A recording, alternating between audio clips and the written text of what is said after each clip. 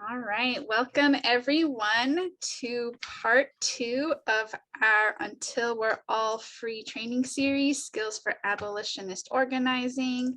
My name is Alexis Takahashi.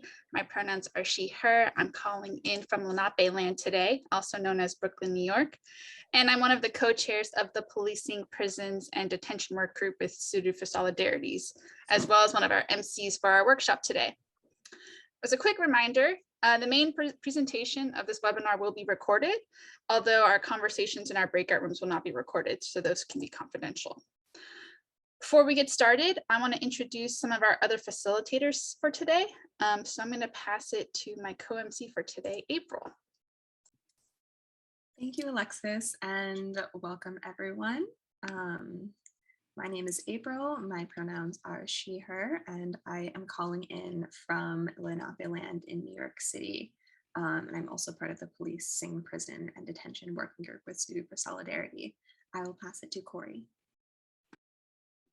Hi, everyone. My name is Corey Lynn. I use she, her pronouns, and I'm calling in today from Chicago, Illinois, and representing Nikkei Uprising, and I'm going to pass it on to Stan. Hi. Hi, folks. I'm Stan Shikuma. I'm on Coast Salish land up in Seattle, Washington, and I'm a member of the committee as well, and also chair of the Direct Action Committee of Sudo. And I'll pass. Who else is left? It's just back to me. Thank you, Stan. Okay. So we're going to start by grounding ourselves today, both in our history and the history of the land that we are calling in from. So the image you see on the screen is a giant crane that was folded by Akemi Ina and brought to Alcatraz for the 52nd commemoration of the occupation of Alcatraz, 1969. And we wanted to start with this image, both as an example of some of the arts and activism tactics that we'll be discussing today, but also as a reminder that those of us calling in from North America and other lands are on occupied indigenous lands. So part of Sudo for Solidarity's practice of solidarity with indigenous peoples is to open our space with a land acknowledgement. I'll be sharing a land acknowledgement that will be specific to where I'm calling in from, but I invite you to share in the chat what indigenous lands you are calling from. And if you're not sure what those lands are, we'll be providing a link in the chat where you can look up based on your address and zip code whose land you're on. So we acknowledge the systematic erasure of many nations and recognize those still among us today. We acknowledge the peoples of these nations, their cultures, their communities, their elders, both past, present, as well as future generations. I'm currently situated on Lenape land known as Lenape Hoking, which means land of the original peoples. This acknowledgement is offered as a commitment to beginning the process of working to dismantle the ongoing legacies of settler colonialism within our work and more broadly. And with that, we're going to go to the next slide, and I'm going to pass it to April to start us on our community agreements. Thank you, Alexis. So before we begin, I want to remind us all of some familiar community agreements that help us care for each other in our learning spaces. So we want to take space, make space, so be an active participant while allowing others to do the same. Practice collaborative learning, so be open to what you can both give and receive from others' processes. Take care of ourselves to take care of each other, so listen to what our minds, bodies, and spirits are telling us for the sake of both ourselves and those around us. Practice tenderness, so approach others in the way we might want and need when we are vulnerable. And practice confidentiality, so what is said here stays here, but what is learned here can leave here. Next slide, please. And you can follow along with our agenda with the resource guide that will be dropped in the chat. But as a direct action project, Sudo for Solidarity's work involves organizing our physical power against racial and state violence. Action, Arts, and Activism is the second part in our two-part series. And this is a space for folks to learn more about what action is and why we do it. Understand the strategy and framework behind action, and leave prepared and energized to become involved in local action organizing near you. The Police, Prisons, and Detention Working Group grounds our work in abolition. which is not only about ending incarceration, but also creating the structures our communities need to be safe. At the end of today, you'll be hearing from organizers who are doing abolitionist work in a variety of ways, from combating carceral systems to addressing the root causes of violence. We know that in order to move closer to our abolitionist vision, that our communities need to be skilled in building political power through action organizing.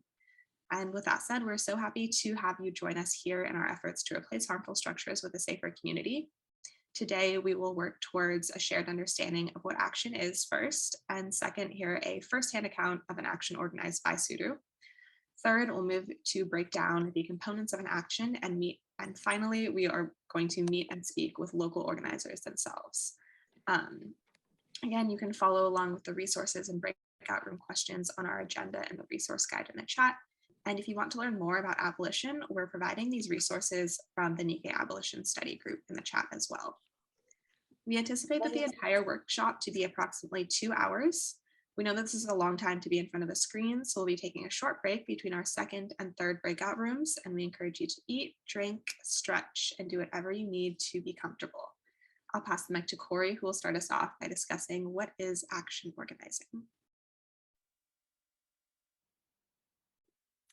Hi, everyone. Corey again, calling in from Chicago. And yeah, I'm excited to get us started. So just wanted to talk starting out a little bit about like what even is action. I think there's a lot of ways that we talk about wanting to increase our, in participation, getting involved in stuff. And some of these terms I put on the screen, like we talk about activism, protesting, taking action, sometimes even talking about organizing. And as a larger states, that's what we do here at Sudu. But there's, a lot of terms that we use around wanting to just make change. And when I was starting to get kind of like politically and socially involved, I was in a few years ago living in Minneapolis, and that was around the time that Jamar Clark and Philando Castile were both killed by Minneapolis or Minnesota police officers at the time. And so everyone in my community was starting to get really involved in wanting to feel the pull to do something. And I just remember at that time not really being connected to folks who were doing things regularly. And there was a ton of ideas around protesting being kind of like the end all be all, that at the time, if you were protesting, that was doing something. And if you weren't protesting and you weren't in the streets, then that was like you weren't doing anything. And that was kind of my framework at the time of what it meant to take action. And since then, I've gotten a lot more involved and met more people who are involved in their communities beyond just these big times of uprising, beyond just these big moments of escalation, and realizing that there's so many different ways to take action. And there were so many strategies, work that go into preparing for that moment of protest, strategies on how that action was taking place, and planning that surrounded that big moment to absorb all people to come into this time of wanting to do something. So I think I just wanted to say that there's like start us out by saying that there's so many ways to take action beyond just protest, and that action is just one part of this big movement as we are slowly changing as a society. So we can hit the next slide. So as we were talking about starting this training, we wanted to share a couple of frameworks that have helped me and the planning group understand what the landscape of movement building can be. So at the top, the orange one, like this is just kind of one framework. And it was really helpful for me to understand that like everything that we're doing, even people who might disagree with us, like as we all are trying to make change in our communities and in our society, that we're all just moving money, information, and people. No matter what we're doing, and it might be a mix of these two things, but we're all just trying to move people, information, and resources. And the way that we do that can show up in many different ways. Like the yellow one at the bottom is a spectrum of action. And this is a framework that says that as we're using our organized people, money, and resources, like what are the different ways that we're mobilizing? And we have this on a spectrum that's showing that there are things that we can do that address our current needs or kind of symptoms is some way that people talk about it. And another way is to address systemic causes or the kind of like the root causes of what is causing these symptoms. For example, something that we do that addresses people being hungry is to address the symptom of the cause, well as if we're taking action to address the conditions that create this, that people conditions that people are hungry, that is addressing the systemic cause. And so we put some examples of different types of organizing campaigns or like different actions that we can take underneath. But I wanted to also emphasize that like, even as I've like created this like very clean linear spectrum, it's not how that shows up in the real world. And oftentimes we're doing both at the same time. So I wanted to just give the example of like mutual aid, which we've seen happen, at least in Chicago, blow up a lot since the uprisings and the pandemic.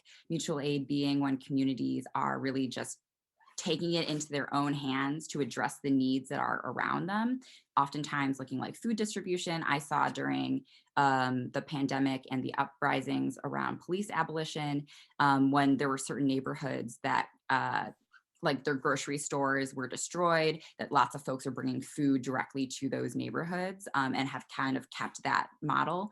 In that process, you're addressing a current need, but at the same time, we're building relationships, we're identifying what the needs are in our community, we're building our muscles of being able to depend on each other without these kind of state systems that have failed us a lot, that the government was not taking care of folks at that time. And so I feel like that is something that both addresses the systemic cause while addressing the current need. And so oftentimes we're doing these together, but this is a really helpful framework, at least for me, for thinking about it, of the different ways to take action.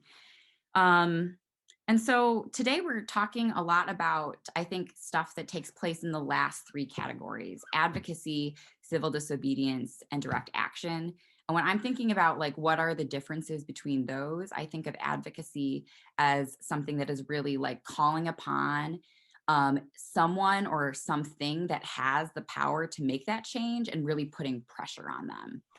Civil disobedience is a little bit different, focusing more on breaking a rule that is unjust, or breaking a smaller rule that is unjust, like blocking traffic, to draw attention to how a bigger system is unjust. So it's something about really breaking the laws that currently exist in order to draw attention to injustice.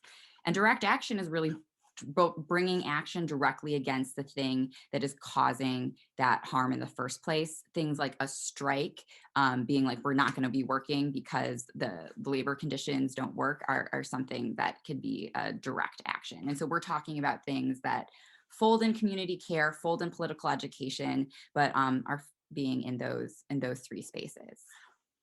So we can hit the next slide. And yeah, even within those, there's so many different ways for us to take action.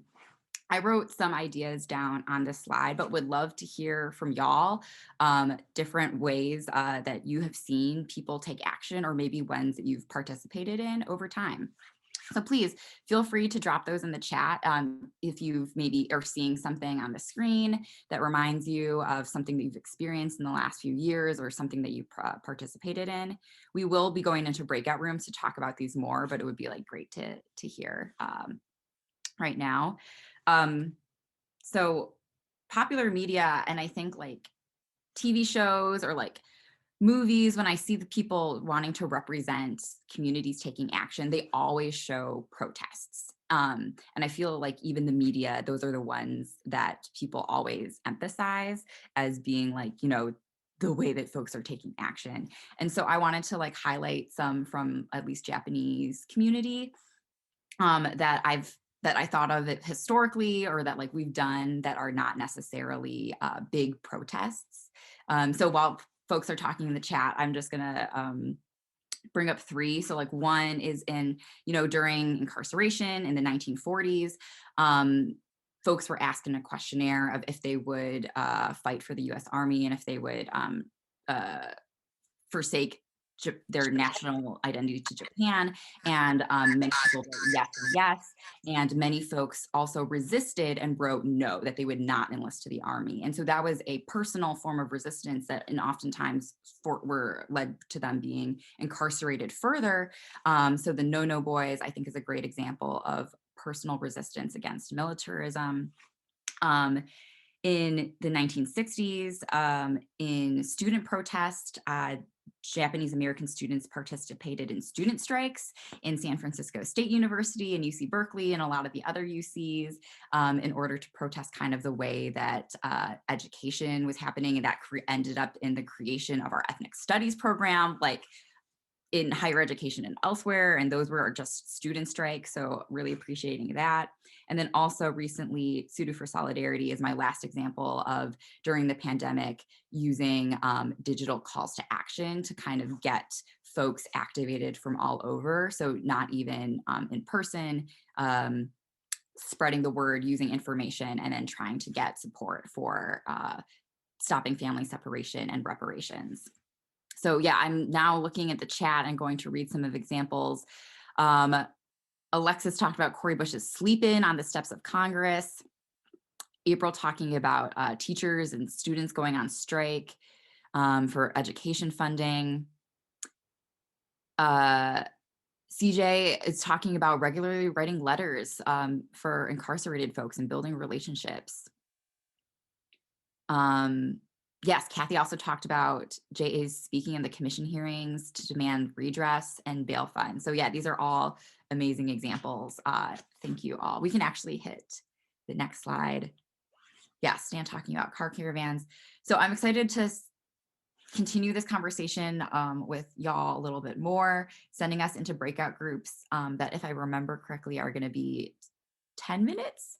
Someone can correct me if not, but you'll be in these breakout groups again. So introduce yourself with your name and pronouns. What are you hoping to get out of the training today? Share a story about something that you've witnessed or participated in, and how did it impact you?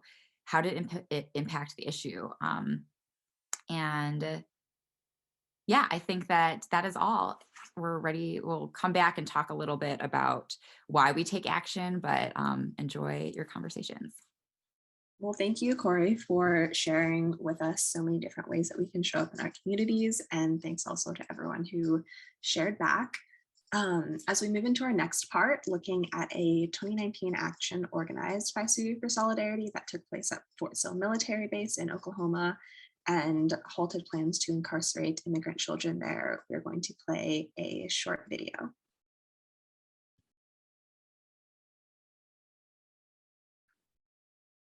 I will say this is the last time. You cannot protest on Fort Sill. You need to move across the street now. Fort Sill has this legacy of oppression starting, way back when with Native Americans. It was a BIA camp for Native American children who were taken away from their parents. The Fort Sill history, they came and of course killed the Indians that were already here. The ones that they didn't kill, they made prisoners of wars, and a lot of them died on the base. Fort Sill is an American concentration camp. Geronimo imprisoned here in 1894 with 341 other Apaches. His death, until his death in 1909.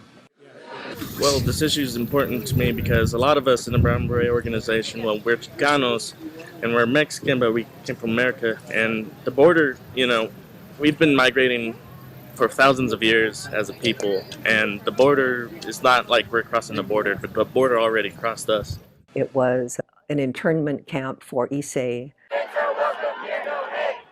We're here because back in 1942, 700 Japanese immigrants were held.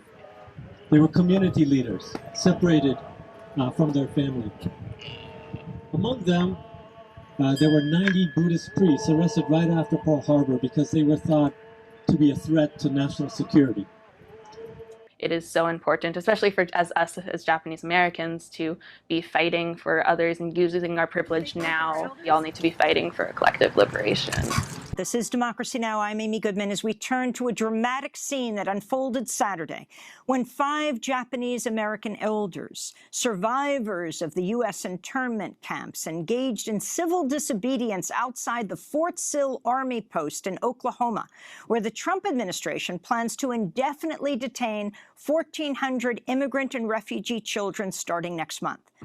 75 years ago, 120,000 of us were removed from our homes and forcefully incarcerated in prison camps across the country. We're here today to protest the repetition of history. My name is Kiyoshi Ina. I'm from Concord, California, and I spent the first 4.5 years in a concentration camp. I'm Nikki Nojima Lewis, and on December 7th, 1941, in Seattle, Washington, I was celebrating my 4th birthday when the FBI interrupted my birthday party and removed my father to Lordsburg, New Mexico, the DOJ camp, and subsequently Santa Fe, New Mexico. Yes, 77 years has passed. The people look a little different than us, okay? But the fact remains, it's the same shit as before. You're not allowed to protest on Fort Sill. You can go across the street, and that needs to happen right now. Otherwise, what will happen? I don't know. No, I'm not going to arrest you, but you need to move now. Then we're not going to move. Yes, you're going to move. If you're not going to arrest us, we're not going to move. Go ahead. Go ahead. Yes, I spent 3.5 years at post in Arizona, an American concentration camp during World War II, and I'm here to bear witness to the travesty of the American justice system in that the family separation policy, which is ruining the lives of these children. We, the people, have to stand up and protest this. We've been removed too many times. We're not leaving. This is about humanity. Black and brown and Asian and Native bodies have been treated and killed and slaughtered and disrespected and forgotten for far too long. A military police officer seen in a video over the weekend confronting protesters outside Fort Sill has been suspended. Major General Wilson Schaffner says an investigation is now open, according to the Army Times. A Fort Sill spokesperson says the soldier in that video has since been trained on how he should handle protesters in the future. It's our duty to fight for our freedom! It's our duty to fight for our freedom! Close that camp! Close that camp! Close that camp! Close that camp! Close that camp! Close that camp! Close that camp! Close that camp! Close that camp! A spokesperson for Senator Jim Inhofe says migrant children will not be housed at Fort Sill after all. This comes after he said late last night that the plans had been put on hold. The change of plan comes just days after Japanese Americans who were children in World War II prison camps protested in Lawton for the 2nd time. People power shut down that Fort Sill camp. No ban! No wall! No camps! No, no! No ban! No wall! No camps! No, no!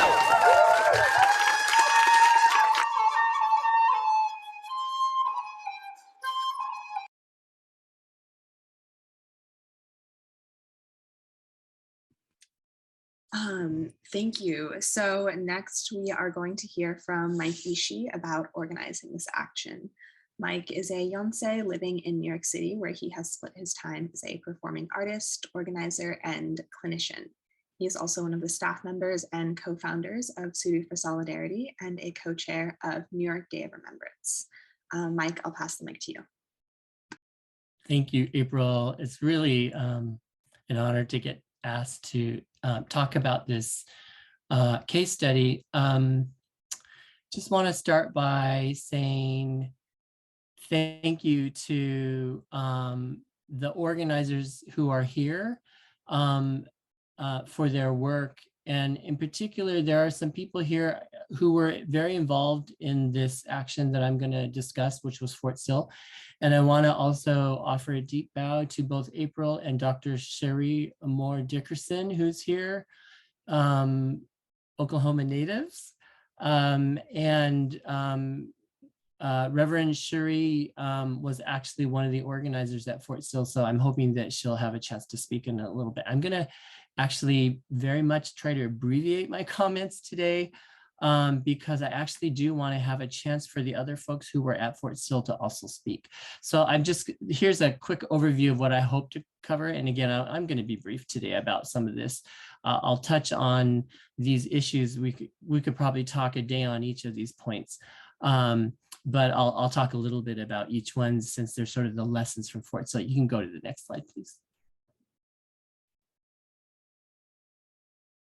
So, you know, it's just what was so important in this action was communities of color coming together to actually take charge of the narrative and how it was portrayed and to expose the violence of the state against our communities, sort of exposing the intersectional historical violence of like forced removals, separation of families, mass incarcerations, deportations, ad hoc violence against communities, and also racialized capitalism, because Fort Sill is an economic engine that has existed throughout US history since really the Native American and US government wars, when they started forcibly removing indigenous people from the Southwest from those wars and imprisoning them at Fort Sill. In fact, 6 chiefs are buried inside the fort, and their graves are surrounded by chains even to this day. And of course, the history of bringing Native American children there to the boarding school where they tried to erase their cultures and really separated them from their families. And the Buddhist priests and others, Japanese American immigrants who were forcibly removed and brought to Fort Sill during World War II. Over 90 Buddhist priests were imprisoned there. Kanasaburo Oshima and another gentleman were murdered there by the guards. So there's this intersectional history, but also what we did in that moment was we came together to say it's not just about a shared history of oppression, it's about a shared history and going forward in solidarity to resist oppression and to transform oppression and to also change this narrative. We take our power back.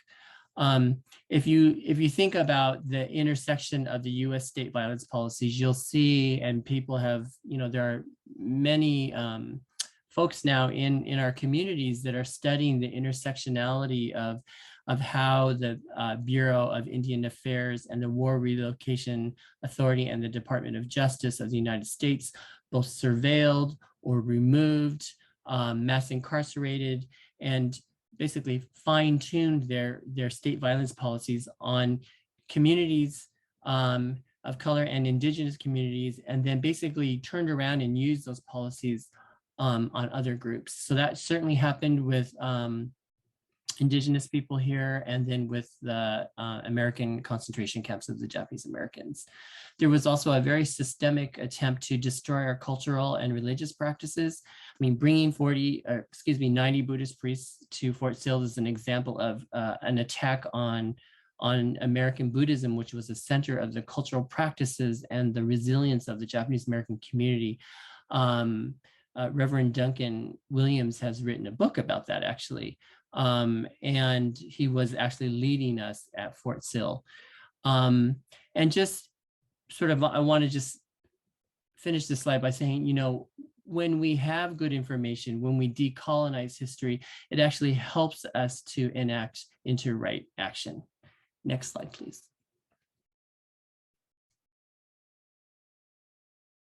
I think intergenerational trauma has become a really important part of the vernacular of resistance organizing in this recent period. And it's heartening to understand how addressing the trauma historically in our communities, in our own bodies and minds, actually helps in the reclamation of agency and power. And what was significant in my mind about Fort Sill was that I think it is the first time that a group of Japanese American concentration camp survivors came together very intentionally to oppose detention. And they actually decided as a group to do civil disobedience. There was some kind of a sea change moment there psychologically that I witnessed happen in our whole group when that group took its authority there. And, you know, that didn't happen overnight. Groups such as the folks around Manzanar, certainly Tule Lake, I would say also at Topaz, and many other survivors connected to different sort of pilgrimages and community groups in the Japanese American community have been working on resilience and healing intergenerational trauma for many, many years. It happened that some of the early key leaders of Suited for Solidarity were very involved with Tule Lake pilgrimage. And in fact, it was at the pilgrimage in 2018 during the period when the zero tolerance policy was literally ripping children out of the arms of their parents and putting them in cages, that at Tule Lake was a mass protest against family separation and incarceration of families. And I think something also happened there that really seeded Suited for Solidarity, but also supported the historical voice of resistance that came from the Tule Lake community, who I think are role models in the community for historically standing up to state violence from the US government. And in doing so, in doing all of these actions, including Fort Sill, I think what we've done is refute the narrative of the model minority that we're complacent, that we're compliant, that we're just going to sort of be self-involved and just look out for ourselves, and we will become the middle agent or puppet of the white sort of supremacist establishment who will give us a small carrot, and in exchange for that we will play a role for them and be used as a buffer or as a wedge against other communities of color. I think we very systematically and very powerfully said we will not agree to that role. Another important aspect, I think, was to center the voices of our survivors. And in fact, what an interesting part of that was that, as I recall growing up, my own mother was a survivor. I remember people sometimes saying, well, the youngest children in the camps, they don't remember anything. They didn't actually remember the hard experiences. And I remember thinking, as a young person at that time, thinking that's a little dismissive, actually, as if people didn't have their own experience. And so when you look now back at the whole arc of resistance and healing and spiritual repair from the Japanese American incarceration, it's the people who were the youngest, and well, first of all, it was the oldest ones, the Issei, who had the courage to break the silence and speak out. I saw Kathy Masaoka mention it in the chat here about the CWRIC hearings and how important that was in terms of us reclaiming the spirit of resistance. And I love it that it's the people who were the youngest children born in the camps who are leading this this resistance and demanding of stop repeating history, close the camps, no more US concentration camps in this moment. Next slide, please.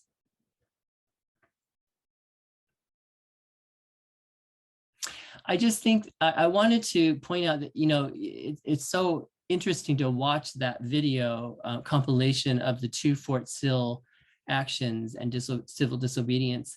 And in the moment we're in right now, where there's such a cultural war divide going on in this country, where there is an escalation of paramilitary right groups, where the US government is escalated against communities of color, where, you know, where they're literally armed forces in police departments attacking communities of color, particularly brown and black people, and murdering them. that it can be very easy to get caught up in a sort of an external view of violence that is between two parties, perhaps. But that actually what I witnessed in the civil disobedience and in the organizing at Fort Sill was that there was a really emerging and sophisticated understanding of the internal work that has to be done, that when people can stand in front of military and police and refuse to be moved, and stand their ground and say their piece, that there's a sense of being grounded internally. And that's actually, that doesn't just happen. That's from a shugyo, or a practice, a personal practice that actually transforms the inner violence that we all carry from our experiences and from being targeted by state and other forms of violence. And that we're always constantly having to confront, address, and transform our own internal violence in order to effectively engage and meet the intensity of the moment of the external violence that comes at us really incessantly. So it was interesting for me to look at that video again, really trying to think about what's going on here, both internally and externally. And next slide, please. I think a key principle and value for Sudu, and certainly in the movement space these days, is solidarity. And I think people are really understanding we are stronger when we stand together. And there was nothing so important as this principle that was enacted. I have to say, you know, when we went to Fort Sill, it was like, I think we had about 14 days notice from the time we heard about it to the time we decided to go.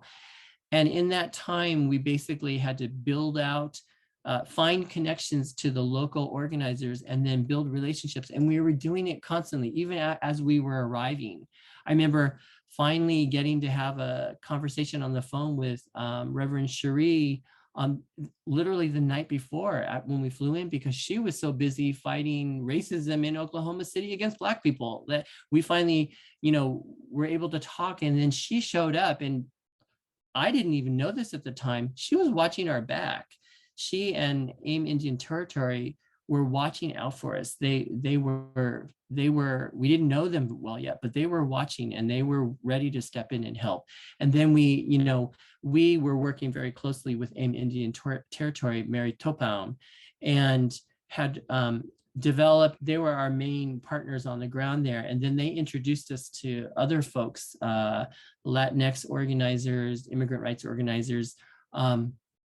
And I think what it really underscored is that everything must begin with relationships, everything. And that as an outside organization or a national organization working locally, it's really important to be humble and to center the voices and the organizing and the long time work of the organizers and the communities and their voices on the ground locally. That when you come into someone else's home, you respect them. And that is what we tried to do. And we were met with incredible generosity. And I think the thing that happened is that we fell in love with each other, and love is the transformative force of the universe.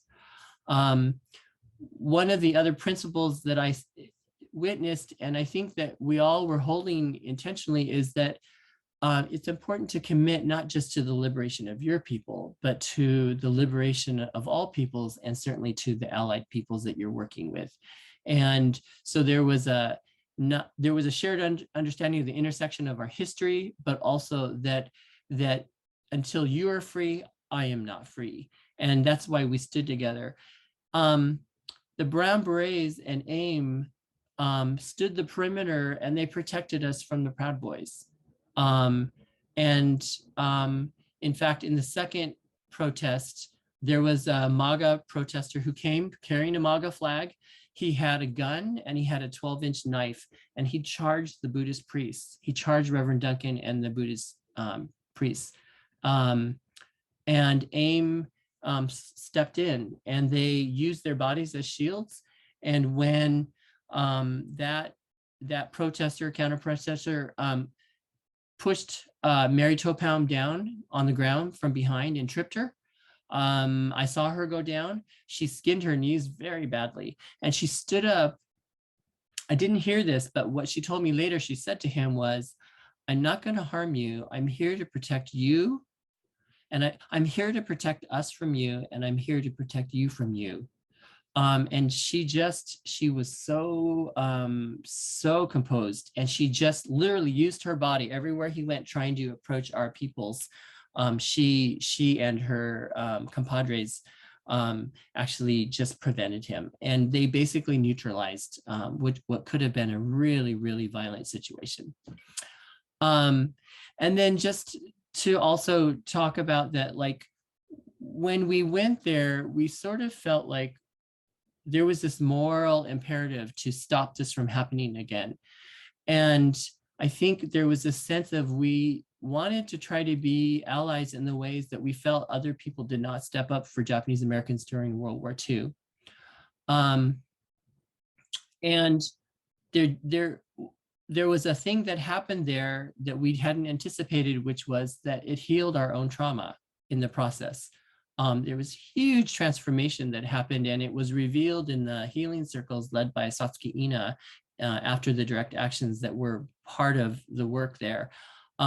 So, I just put this point on the slide that valid action often leads to self-healing. Next slide, please. And so just in thinking about things that could be different or what we've learned since, I think some of these principles that I've outlined on the slide were present. They were unspoken, but they were present in the organizing and in the actions of the civil disobedience. Some of these are references to Kingy and nonviolence principles. But one thing that I'll mention is sort of that I think that there is a force within the human being that's transformative. Maybe you would call it love. Some people call it their spiritual force or their faith. But I think within each person, there's an inherent power or a luminous center, and it was activated. And when that luminous center is activated, violence is no obstacle to it. And in fact, it can withstand, absorb, and transform violence. And I think that there's a practice that we can engage in ways to connect to and strengthen and make more conscious our connection to that luminous center within each of us. It shows up in different ways. It shows up in the suru, the cranes that were folded, that I think of as talismans that hold the force of love and creative change that's in each crane that was folded by each person who sent 30,000, or now it's like 500,000 cranes. It's in the rituals that we did that were led at those healing rituals and Buddhist ceremonies that were at the direct actions. There's a term in Taoism, we say Qi Shi Ai, which means Qi is love, which translates really as Qi is the transformative force of the universe. And I think that's the luminous center that I'm referring to. I hope I have a few minutes. I just want to give a chance to let anyone else offer a comment. I know Reverend Dickerson is here. I know Satsuki Ina is here, for instance. Mari Matsumoto. Anyone else want to say anything about a lesson learned?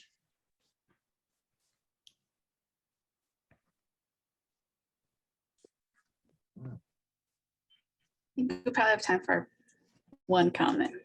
Okay.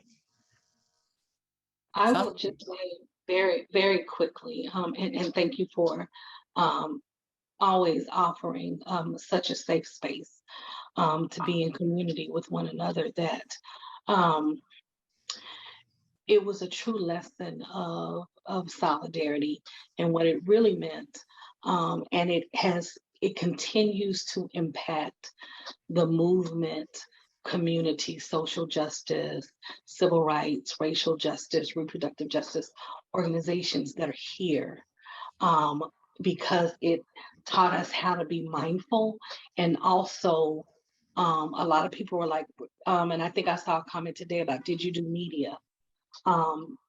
It impressed upon us that it was not our time to speak, that we did not want to pull away from the focal point, and those voices that were the most impacted and marginalized in that moment. And so that was a powerful lesson for me personally. And what Mike said is, yes, we did fall in love with one another, our organizations, but it taught me more how to be love instead of trying to be the person who's receiving it. So, Ashe, and still one of the most powerful experiences of my life to date. Thank you so much, Mike and Cherie, for sharing your experiences at Fort Sill and just the many lessons, and also just your leadership for this ongoing work.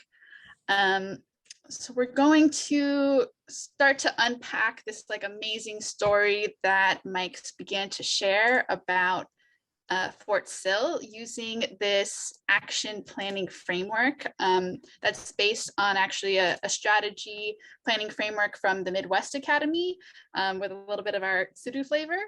So we're going to be going through each of these 7 pillars of action planning process one by one, and then we're going to do an activity where we kind of like put this all together and figure out how we apply this framework in real life. So the 7 pieces are our long-term vision, our relationships, the demand, the target, the audience, the message, and the tactics. And you may be already starting to hear some resonance of these pieces with the story Mike shared, but we're going to go through each of them one by one. I'm going to pass it to April to talk about the vision. Thank you. Next slide, please. So before we start organizing an action, we want to come to a consensus among our fellow organizers on a shared long-term vision, especially to ensure that our action is moving us closer and not farther away from the world we're trying to build. For example, Suited for Solidarity is committed to ending detention sites. Though we might be organizing against one particular site in a given action, such as Fort Sill, we want to make sure that our action is not framed as only against some or certain detention, but all detention. Suited for Solidarity was created to mobilize the moral authority of Japanese Americans who were incarcerated to stop repeating a long history of incarceration. We want to free people from the inevitably inhumane conditions of being caged. In this case, we wanted to be especially careful to not accept or advocate for any response that would expand the system or replicate or reproduce it in a different way. Mike really emphasized how important relationships are for planning. So sometimes when we're really fired up about an issue, we really just want to jump right in and do something. But really, most of the work of organizing first takes place with thinking about what are these relationships that we need to build, both because we know most of the time we're not the first ones to be doing the work around a given issue. And also we know that we're stronger together. And as our title suggests, until we're all free, this is really a fight for collective liberation that requires everyone. So first we want to think about which communities are directly impacted by the issue. And sometimes that might be your community and sometimes it might not be. And so we need to think about what our positionality might be in relation to the issue, and that will impact how we show up, because like Mike said, we really want to make sure we're centering the leadership of those who are most impacted if it's not us. What organizations are already doing the work? Sudu is a national organization, so we don't necessarily have that local base in all of the places we're doing these actions. And you can see in the photo here, we really partnered with a lot of the local organizations like Mike mentioned ACLU, Black Lives Matter, OKC, American Indian Movement, and the Brown Berets. In terms of Identifying who's directly impacted, we saw that this Fort Sill site wasn't just a detention center historically for Japanese Americans, but also historically American Indians. And now in the present day, they were talking about potentially using it as a place to detain undocumented immigrants, many of whom are Latinx.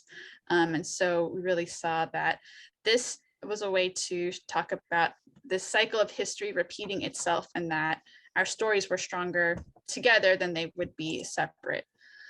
And again, just to uplift what Mike said about reciprocity and being intentional about what kind of the supports we're giving to show up, but also that we're not showing up to save other people, right? And that our liberation is bound up with one another. So if those relationships don't exist yet, what does it look like to build those? And just to know that sometimes when we're building relationships, that those take time, and building trust is a process. I'm going to pass it to April for the next slide. So we want to organize our action around an outcome that we know that at least one person can grant us, so we can make it clear to our audience who we're targeting and why. Our demand should be specific, concrete, and achievable. So while our vision might be to end white supremacy or abolish the carceral state, our demand will be one step towards that goal. This helps us to identify at which point our action has concluded and hopefully succeeded, so that we can go home, rest, recharge, and show up again. Fractioning our vision into distinct demands increases the likelihood of achieving incremental victories that prove that the world that we're trying to build is possible. At Fort Sill, Suited for Solidarity demanded that the military base not be used for the planned incarceration of 1,600 immigrant children. Next slide, please. Once you have your specific demand, you want to think about who is the person or persons who have the decision-making power to deliver that demand to you. And additionally, who might have influence over that decision maker who would sway them. So for example, if you're trying to organize to defund the police, it wouldn't necessarily be very effective to lobby the president, since police budgets are usually allocated at the local level. For Fort Sill, the main target was the governor, because he had the power to approve or deny the contract to use Fort Sill as a detention site. But we also had the 2 Oklahoma senators were secondary targets, just because of their level of influence over state politics. And you could see here after our action that Senator Jim Inhofe came out and said that Fort Sill will not house migrant children, which really put on that pressure to the governor to not go through with the contract. Next slide. So we want to not only organize ourselves, but bring people to our vision, expand our power, and make our collective force known.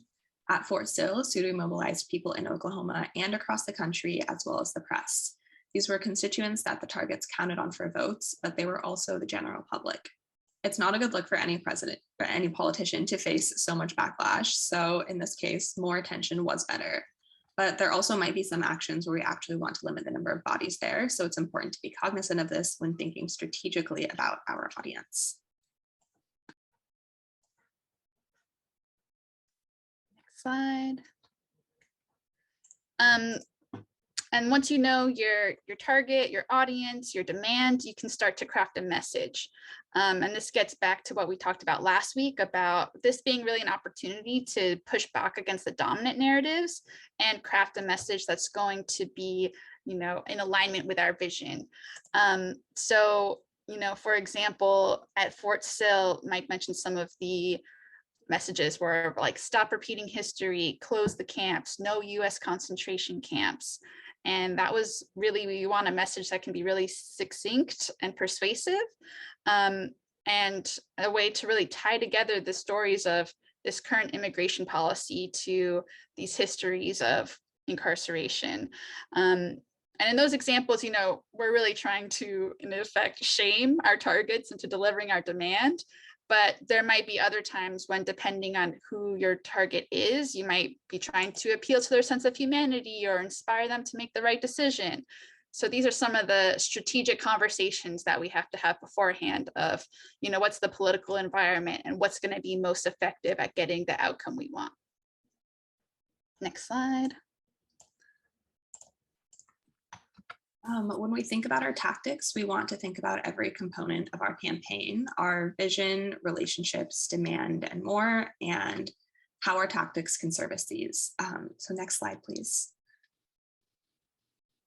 Part of SUDU's approach to action organizing is using our ancestral practices, not only to put pressure on our targets, but as Corey mentioned earlier, action organizing isn't only about political goals, but is an opportunity to bring our community together, reclaim our power and agency, and heal together. When we engage in these practices, this goes beyond the event, but building larger scale, larger sustainable movement. For SUDU for Solidarity and at Fort Sill, this is meant, as you can see here, tapping into the practice of folding cranes, taiko drums, Buddhist chants, and more. Next slide. So this is what it looks like to put it all together. And I'm going to just drop into the chat that you can have access to this planning chart and sort of see what it looks like to fill it out. We were going to have a activity where we were going to take some time to try and use this chart to look at a couple of different direct actions. I think because we are a little behind on time and we want to give some space for folks to ask questions, we're going to skip that activity, but we will put this, we want to put the chart in the chat just so that if you want to come back to it at a later time, or if you're in the process of planning your own action, that you can really use this as a resource to kind of go through step by step to think through your strategy. So if we can, and I'll just show you what the action planning chart looks like if you wanted to do it on your own. But we wanted to take some time now. If we could go to the debrief questions, Lisa. Just want to make sure everyone gets a break before our last breakout room. Just in terms of introducing the framework, hearing the story about Fort Sill, what, if anything, has become clearer to you about what direct action organizing is and how we do it, and like what questions do you still have about action organizing? And as Mike mentioned, if you had any questions about the Fort Sill action, we have many of the amazing organizers here with us who could also speak to anything that came up. So you can either throw your question in the chat or unmute yourself and ask a question to the group.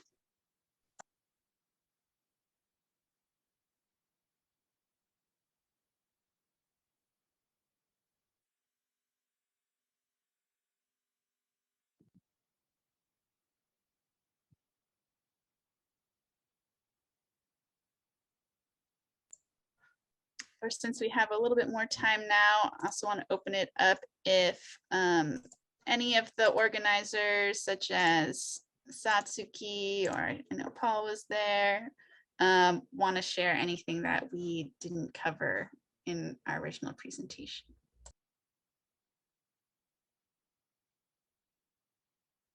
I think this is Paul. I think you covered it really well. Well beyond what I would do or have the ability to do. So thank you very much. Thank you. So we have a question in the chat from Lori. Can you share the result of the fort, the governor, and the direct action? So I don't know if anyone, Mike, if you want to share, if you want me to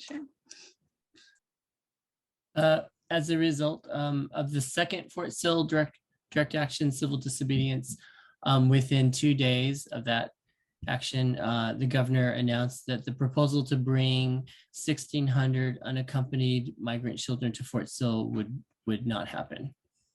So we were successful. We have another question from Mika, who asks, how did you train in Kingy and nonviolence for this action? I can hear the strength of practice inside the story is so strong. We actually did not train in Kingy and nonviolence. And this is a testament to the cultural strength of the Japanese American community and to our survivors. Again, like who had been doing a lot of organizing work for many years around resistance. I think particularly of the Manzanar and Tule Lake communities, who've been very vocal and supported sort of resistance within the community.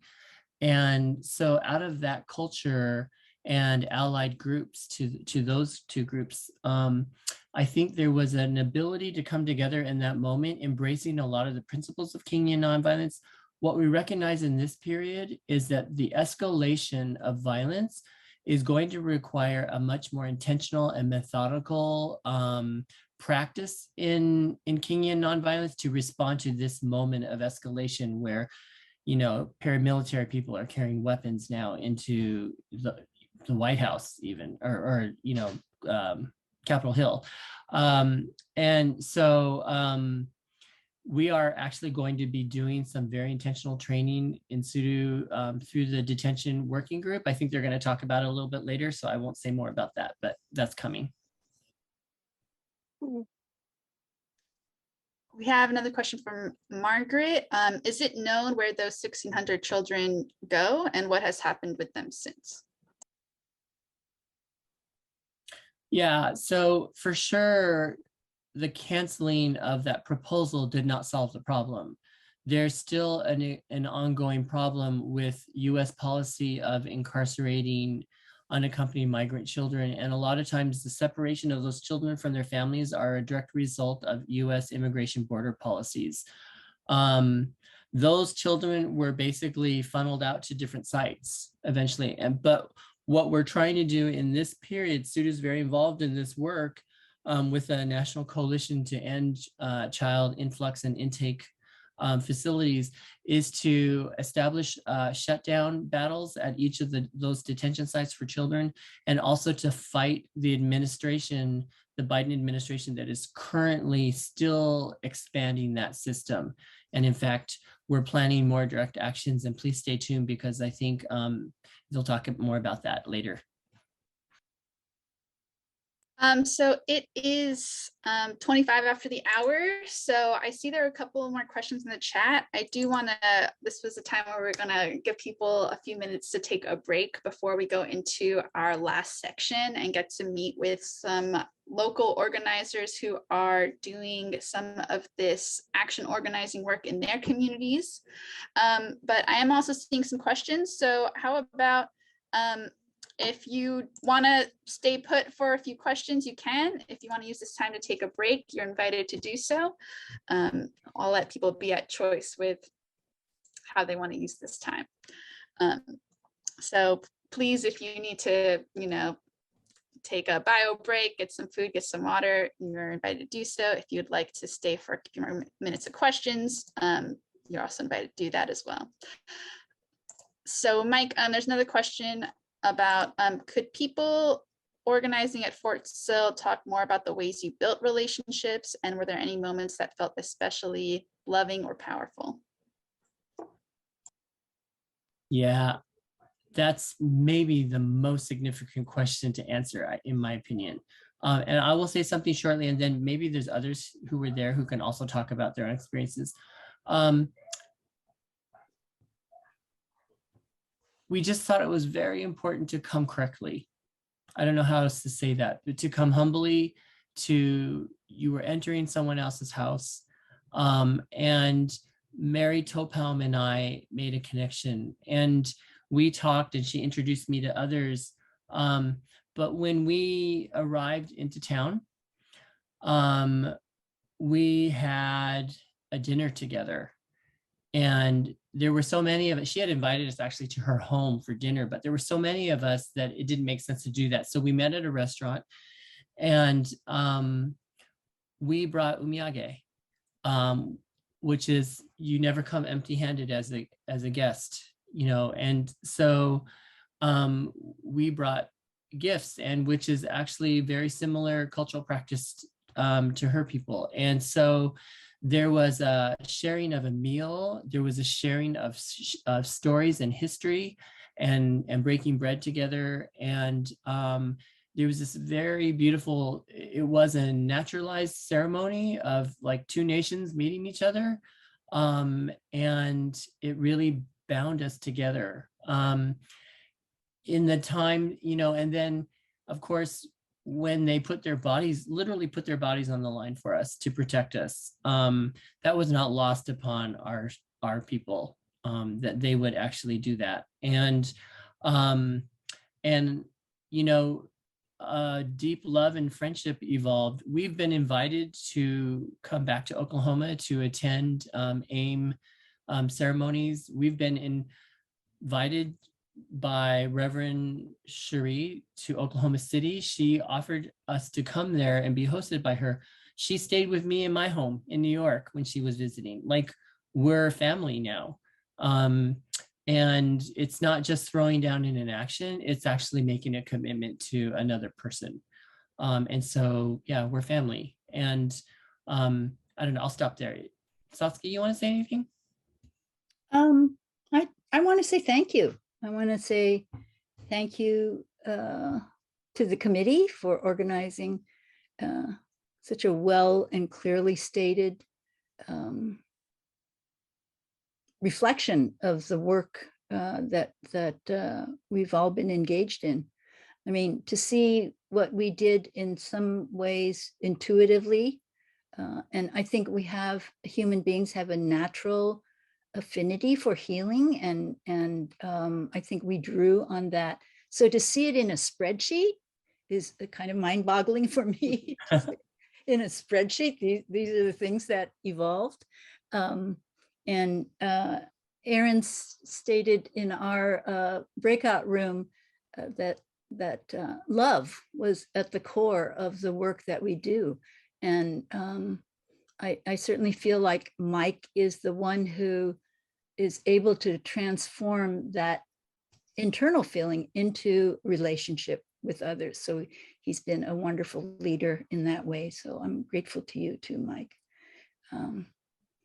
Grateful to have Sister Sherry here with us, and so proud of all of, particularly the young folks that have taken the lead in articulating and spreading the word. So just feel really deeply grateful for all you're doing. Thank you, Satsuki. I'm just going to uplift this one comment that Nikki shared in the chat about the importance of the sense of discovery, camaraderie, and solidarity of folks working behind the scenes and preparing for the demonstrations at Fort Sill and El Paso. The times between that enable people to connect with one another, and that has been an important part of these experiences for me. So yes, I definitely resonate with that, and I think that goes back to some of Corey's initial things about why we do action organizing, that, as we are, struggling through this strategy, building the relationships, building our political unity, we become stronger for every single thing we do after that. So hopefully for those of you who took the 5 minutes for the break, you are coming back feeling a little refreshed, but we are going to transition into our last breakout room. I'm going to pass it to Stan to explain what we're doing for this last half hour. Okay, thank you, Alexis. So what we're going to do is break up into breakout rooms, and there will be 5 of them, and each of you can select which breakout room you want to go to. So to do that, you go to the box at the bottom. If you look at the menu at the bottom of your screen, there's you click on the breakout rooms one, and it'll pop up a screen that will list all the breakout rooms, and then you choose which one you want to go into. So just to explain what these 5 choices are. The first one, or one of them, is the Lumley Support Group, based in the San Francisco Bay Area. This is a project of Tule for Solidarity to support Lumley, a Vietnamese refugee who arrived here at age 12, got involved in gang violence, served 30 years in prison, was granted parole for good behavior, and then picked up by ICE on the day of his release. Lum is one of about 14,000 Southeast Asian immigrants recently targeted by ICE for deportation. And so we are targeting Governor Newsom of California to grant a pardon to Lum so ICE cannot deport him. And we're using petitions, letters, rallies, and also organizing support for the Vision Act, which would cover all 14,000. Another choice is Nikkei Uprising, based in Chicago, a group of Japanese Americans organizing towards the collective liberation of all people. Nikkei Uprising supports those held inside the Cook County Jail, exposes the terrible conditions inside, and pressures the government to stop the violence and release them. They work with a coalition of groups that hold weekly rallies and vigils outside the Cook County Jail.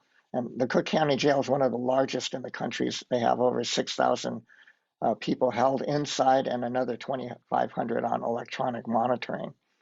Another group is La Resistencia in the Seattle-Tacoma area. Resistencia is a grassroots organization led by those directly impacted by ICE, both those formerly detained and families of those detained.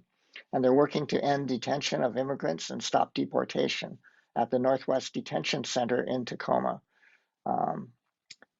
Resistencia centers the demands, struggles, and lived experience of the people inside the facility who bear the brunt of the violence of the carceral system. And they have a shut down NWDC and a Free Them All campaign going on. New York Day of Remembrance in New York City is a group of Japanese American New Yorkers and allies dedicated to healing intergenerational trauma caused by the World War II incarceration of JAs and demanding justice for oppressed people facing racialized state violence and discrimination. New York DOR organizes an annual DOR program and has also worked on things like a Unity Obon and a Nikkei Abolition Study Group this past year. And then finally, there's Nikkei Progressives in Los Angeles. They are a grassroots, all-volunteer, multi-generational community organization that cares deeply about issues of justice and fairness within the Japanese American community and beyond. They've organized in response to attacks on the civil liberties of Muslim Americans, immigrants, and other minority groups, organizing rallies and vigils in Little Tokyo to condemn child and family detention, support immigrant rights, and oppose racial profiling and Islamophobia. So, okay, welcome back, everyone. So I know that it was a quick 20 minutes, but we just wanted to give, in our last couple minutes, a chance for anyone to share back based on their time in our breakout rooms, anything that you want resonated with you from the campaign presentations, or if you were inspired to take any actions after our workshop today. And again, you can feel free to share in the chat or unmute yourself and share to the group.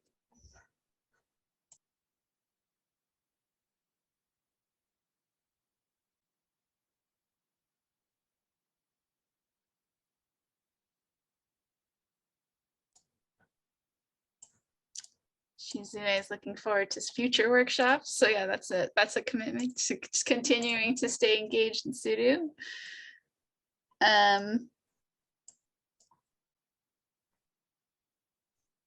Lori mentioned how love was at the center of their breakout, just expressing gratitude. Mike was sharing about Nikkei Progressive's current historical work and being able to join the newsletter through the link tree. So another thing we'll do after today is we'll actually share the social media, websites, contacts for all of the orgs represented today. So even if you didn't get to, maybe there was more than one org you wanted to stay connected to, you'll have that information. Emily is sharing her email in the chat if anyone would like to get added to the email list for New York Day of Remembrance. Great, thank you everyone for sharing your different appreciations and gratitudes for the things that were shared today. All right, we're going to just wrap up with some quick announcements, and I'm going to pass this back to Stan to talk about Suited for Solidarity's upcoming action organizing work, and we just have a couple of events to keep you all in the loop on. yeah, so unfortunately, under Biden, we had hoped for big change, but really nothing has really changed, and some things are even getting worse. So the feeling in the movement is that it's time to start stepping up the action again. So we would like to do something centered around Children's Day, or Kodomo no Hi, which is May 5th. And but we are also concerned about the rising level of violence in you know, whether it's around anti-vax stuff or election stuff or the January 6th insurrection, that the right wing seems to be very, very getting more agitated. So we'd also like more training within a nonviolent approach to direct action. So we're going to be doing some workshops with Kazuhaga and Kingy and Nonviolence. So that will probably, don't have a definite date yet, but it will probably happen in on a weekend in April. So stay tuned for that if you want to get involved. And then also stay tuned for more information about Children's Day or Kodomo no Hi action in May. Yes, and I saw, oh, are you? Yeah, I'm done. Okay, yes, and I saw some people in the chat mention how they could stay connected with Studio. So we're going to drop another link in the chat that for you to get involved, which is just studioforsolidarity.org/get involved. And lastly, if you go to the last slide, and Lisa also sent a message for getting on our email list, which if you just want to know about the Kazuhaga event series or the upcoming action, that's another way to stay connected. So lastly, we just want to thank everyone, to all the participants who shared their time with us both this week and last week, to all of our facilitators today, and to the different organizations that represented today. So La Resistencia, Nikkei Progressive, Nikkei Uprising, NYDR, Satsuki, and Lee. Very grateful to all of you. You can also stay connected to, if you have any questions from today, you can stay connected by emailing us at studioforsolidarity@gmail.com. Mike mentioned we're going to begin doing monthly orientations for new members. So if you fill out that link we sent out earlier, we will be following up with you about how to stay involved. So yes, again, thank you all so much, and we hope to see you at the next one, next event in the future. And grateful for everyone sharing their time and energy today.